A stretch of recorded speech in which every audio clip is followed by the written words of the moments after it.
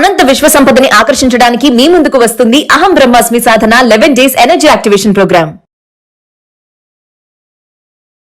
నమస్కారం. జూలై 25వ తారీఖు నుంచి శ్రావణ మాసం మొదలవుతోంది. అయితే మొదటి రోజు శుక్రవారం నాడు వచ్చింది. మొదటి తారీఖే, అంటే మొదట శుక్రవారమే మాసం మొదలైంది. తర్వాత నెల చివరన వచ్చేటువంటి అమావాస్య రోజు కూడా పర్వదినమే. అయితే ఈ నెలంతా రకరకాల పర్వదినాలు, పూజా విధానాలు చాలా జరుపుకుంటాం మనం. ఈ పర్వదినాలని ఒక లైన్గా గుర్తుపెట్టేలాగా ఒక ప్రత్యేకంగా చెప్పాలని ఈ వీడియో చేయబోతున్నాం అనమాట.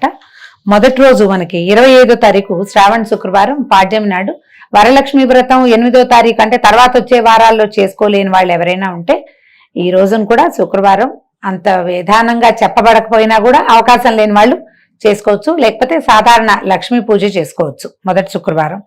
తర్వాత శనివారం 26వ తారీఖు శ్రావణ శనివారం చాలా విశేషంగా విష్ణువారాధన చేసుకుంటాము. చలిమిడి దీపారాధన చేయొచ్చు. 27వ తారీఖు ఆదివారం లేదు. 28 శుద్ధ చవితి సోమవారం నాడు మనం శివారాధన చేసుకోవచ్చు అండి.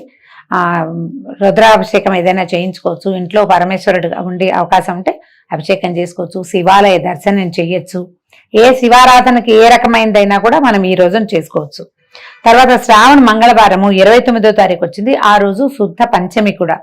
పంచమిని నాగ పంచమిగా ప్రత్యేకంగా చెప్తారు. ఎవరెవరికి ఈ పంచమి చేసే విధానం అలవాటు ఉంటుందో వాళ్ళు ఈ రోజున సుబ్రహ్మణ్య ఆరాధన చేసుకోవచ్చు. ఎక్కడైనా దేవాలయాల్లో నాగ ప్రతిష్టలు జరుగుతాయి.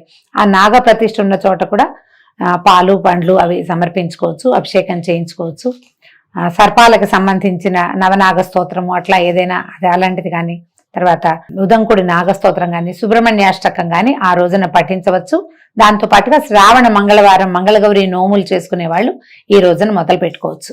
దీంతో పాటుగా మనం మామూలు వాళ్ళందరూ కూడా, మనకు పంచమి లేదు, మంగళగౌరి నోములు లేవు, అయినా కూడా ఇది పర్వదినం కాబట్టి ఈ రోజున గౌరీ ఆరాధన చాలా విశేషమైన ఫలితాన్ని ఇస్తుంది. తర్వాత 29 అయిపోయింది. 30వ తారీఖు బుధవారం, 31 గురువారం. ఏం పెద్ద హడావిడేం లేదండి. కొంచెం ముందుకెళ్తే ఆగస్టు 1 మళ్ళా మనకి శ్రావణ శుక్రవారం వచ్చిందండి. ఈ రోజున మనం లక్ష్మీ ఆరాధన సాంగంగా జరుపుకోవచ్చు. వరలక్ష్మి వ్రతం చేసుకునే అవకాశం కానీ సమయం కానీ, అంటే ఇలా కుదిరితే ఈ రోజునైనా వరలక్ష్మి వ్రతం జరుపుకోవచ్చు. విశేషంగా చెప్పబడలేదండి. అవసరం ఉండి ఇంకా వేరే దారి లేనప్పుడు ఈ రోజున చేసుకోవచ్చు. లేకపోతే లక్ష్మీ ఆరాధన విశేషంగా మంచిది. శనివారం నాడు మళ్ళీ శ్రావణ శనివారం వచ్చింది. ఆ రోజున మనము 2వ తారీఖు విష్ణువారాధన చేసుకోవచ్చు, చలిమిడి దీపారాధన చేయొచ్చు, విష్ణువాలయ సందర్శనం చేయొచ్చు, విష్ణు సహస్రనామ పారాయణ కూడా విశేషంగా చేసుకోవచ్చు. 3వ తారీఖు ఆదివారము, పెద్ద హడావిడేం లేదండి. 4 మళ్ళీ శ్రావణ సోమవారము. ఈ రోజున విశేషంగా మనం శివారాధన జరుపుకోవచ్చు. 5వ తారీఖు శ్రావణ మంగళవారం, దాంతో పాటుగా శుద్ధ ఏకాదశి కూడా వచ్చిందండి. మంగళవారం నోములు చేసుకునే వాళ్ళు మంగళవారం నోములు చేసుకోవచ్చు, లేదా గౌరీ ఆరాధన జరుపుకోవచ్చు. మామూలుగా నోములు లేని వాళ్ళు ఈ రోజున శుద్ధ ఏకాదశి కాబట్టి ఏకాదశి నాడు ఉపవాసం ఉండి బుధవారం ద్వాదశి నాడు ద్వాదశి పారణ చేసుకోవచ్చు. ఈ విశేషమైన మాసాలలో విష్ణువారాధన కూడా విశేషంగా చెప్పబడింది శ్రావణ మాసంలో. ఈ మాసంలో ఏకాదశి ఉపవాసం చాలా మంచిది. తర్వాత 7వ తారీఖు గురువారం, ఏం హడావిడి లేదు. 8వ తారీఖు శుద్ధ చతుర్దశి పౌర్ణమి ముందు వచ్చేటువంటి శుక్రవారం కాబట్టి ఈ రోజున సాంగంగా వరలక్ష్మి వ్రతం చక్కగా జరుపుకోవచ్చండి. ఉదయకాలం వరలక్ష్మి వ్రతం చేసుకుని సాయంకాలం లోపల వాయనాదులు అమ్మవారికి నివేదన చేసిన అన్ని రకాల పదార్థాలని మనం వాయన రూపంలో, ప్రసాద రూపంలో పంచిపెట్టుకోవచ్చు.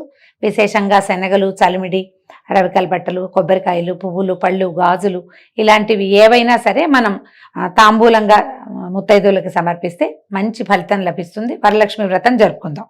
తర్వాత 9వ తారీఖు శనివారం, శ్రావణ శనివారం విష్ణువారాధనకి మంచిది. దాంతో పాటుగా ఈ రోజున పౌర్ణమి కూడా వచ్చింది కాబట్టి పౌర్ణమిని జంధ్యాల పౌర్ణమి అంటాం. రాఖీ పౌర్ణమిగా చెప్పబడుతుంది. ఈ రోజున జంధ్యాల ఉపనయనం అయిన వాళ్ళు, తర్వాత జంధ్యాల యజ్ఞోపవీతం ధరించే వారంతా తమ తమ యజ్ఞోపవీతాలని మార్చుకుంటారు.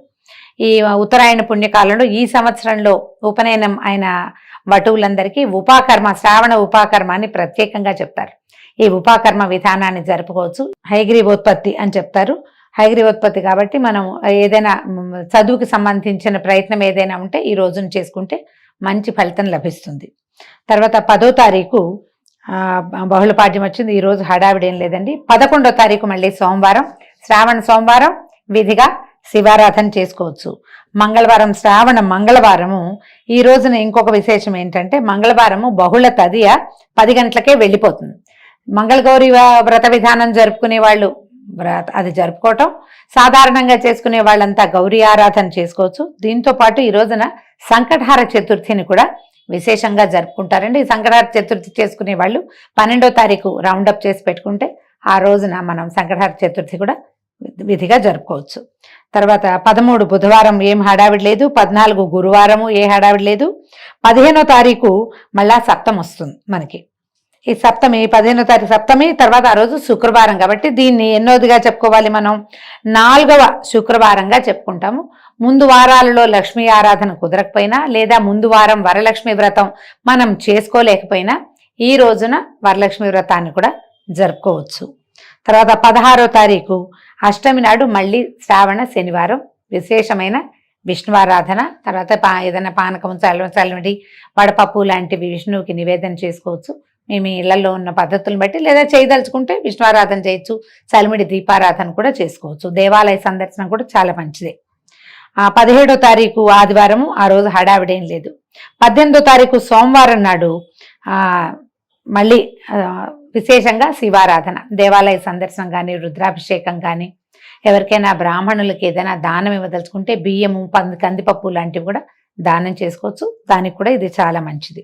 ఇప్పుడు మళ్ళీ 19వ తారీఖు శ్రావణ మంగళవారం అయింది. మంగళవారపు నోములు మంగళగౌరి ఆరాధనతో పాటు ఆ రోజున ఏకాదశి పుణ్యతిథి కూడా, బహుళ ఏకాదశి కూడా వచ్చింది. ఏకాదశి ఉపవాసం ఉండేవాళ్ళు ఈ రోజున ఉపవాసం ఉండొచ్చు.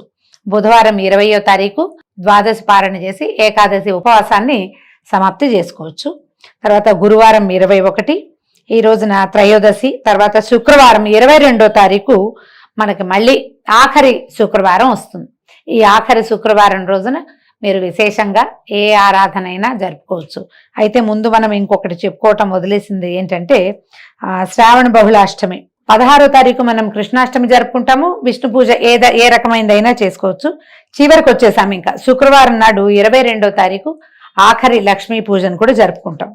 23వ తారీఖు ఆగస్టు 23 శ్రావణ బహుళ అమావాస్య. దీన్ని పోలాల అమావాస్యగా చెప్తారు. ఈ రోజున పోలాంబ వ్రతం చేసుకుంటారు. కంద పిల్లకని తులసి చెట్టుతో పాటుగా పక్కన పెట్టుకుని ఆమెకి పూజ జరుపుతారు. కొంతమంది కందగౌరి నోమని చేసుకునే వాళ్ళు కూడా కనిపిస్తారు. సాధారణులందరూ కూడా ఈ రోజున పోలాల అమావాస్య రోజున విశేషంగా సంతానం కోసం పోలాలమ్మ తల్లిని అర్చించడం కనపడుతుంది. పనస బుట్టలు అవి కుట్టి అమ్మవారికి నివేదన చేస్తారు. దీంతో మనం ఈ శ్రావణ మాసంలో ఉన్నటువంటి అన్ని పర్వదినాలని విశేషంగా ఆరాధనలతోటి పరిసమాప్తి చేసుకోవచ్చు. కృష్ణాష్టమిని విశేషంగా జరుపుకునే అలవాటు ఉన్న వాళ్ళందరూ కూడా ఈ 16వ తారీఖుని చక్కగా చిన్న చిన్న పిల్లలకి కృష్ణ స్వరూపాలుగా వాళ్ళని అలంకరించి కృష్ణపాదాలని వాకిట్లో నుంచి ఇంట్లో దాకా వేసుకుని కృష్ణుడికి ఒక చక్కని ఉయ్యాల వేసి లాలిపాటలు పాడుతూ విశేషంగా పేరెంటంగా కూడా జరుపుకోవచ్చు. ఈ మంగళవారాలు శుక్రవారాలు తర్వాత ఈ ఉన్న మిగిలిన పర్వదినాల్లో కూడా విశేషంగా వాయన దానాలు తాంబూలాదులు కనుక ఇచ్చుకుంటే మంచిది. సంతాన సౌభాగ్యాలకి మంచి ఫలితం లభిస్తుంది. అంటే సంతానం వృద్ధి అవుతుంది, సౌభాగ్యం వృద్ధి అవుతుంది. మనకి మానవ సంబంధాలు కూడా సమృద్ధిగా అంటే వృద్ధి అవుతాయి, ముందుకెళ్తాయి సరైన విధానంలో. కాబట్టి ఈ నెల రోజుల పర్వదినాలని ఒక పండుగలాగా ఆనందంగా కోలాహలంగా గొడవలు కొట్లాటలు ఇబ్బందులు లేకుండా ముందుకు తీసుకెళ్దాం. నమస్కారం.